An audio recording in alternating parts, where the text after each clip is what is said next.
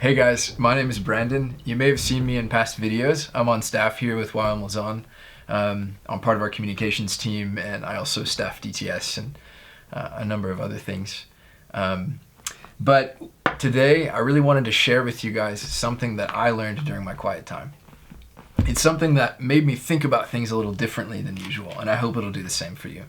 So if you follow the church calendar at all, we just recently passed a time called Pentecost. And Pentecost is really significant because it's a time when God sent the Holy Spirit to be with us here on earth.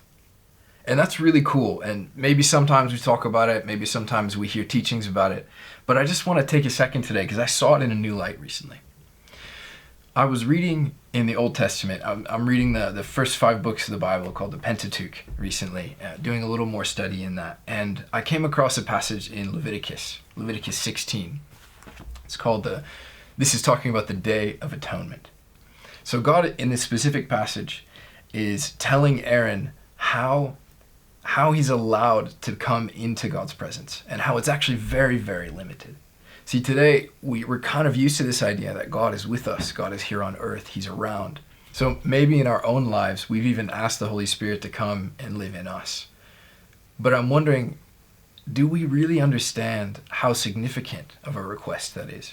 See, back in this time with Aaron, God's telling him there are really specific ways that you can come before me. And otherwise, actually, you could be in danger of death. So if we're going to jump straight to the chase, back in the Old Testament, if you wanted to be in the presence of God, that was not open to everybody.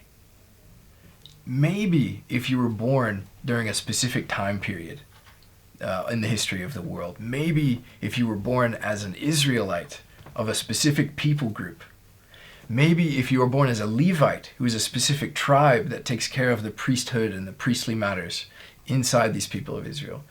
And even then, you had to be the chief priest, which was a serious work in and of itself. Even then, if you were the chief priest of the tribe of the Levites, of the Israelites, born in a specific time frame, you could only enter the presence of God once a year. And you had to do all these special rituals to do it. You see, the day that Jesus died, a lot of crazy things happened.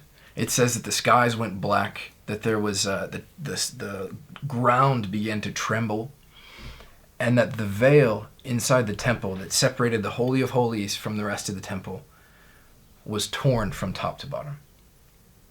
See, this veil represented the separation between God and man, separation between God, holy, and the world that is broken. And on that day, that veil tore. See, to us today, maybe that doesn't mean too much. But to a Hebrew at the time, they would have seen the significance of that veil tearing. That God no longer lives in that specific place. See, after Jesus dies, he is resurrected, and eventually he goes back to heaven. And just before leaving, he says, "Don't worry, I'm going to send you a helper. I'm going to send you the Holy Spirit to be with you." And a few days later, the Holy Spirit comes at that time of Pentecost. And I just wonder today if we understand what that really means when we invite the Holy Spirit to live in us, to work through us, and to impact the world around us. I just invite you guys today to take a minute and ponder, what does that really mean? That we get the privilege to be in the presence of God because of the work that Jesus has done on our behalf through his sacrifice on the cross. So I just invite you guys to ponder on that today. I hope that this has encouraged you, and we'll see you next time.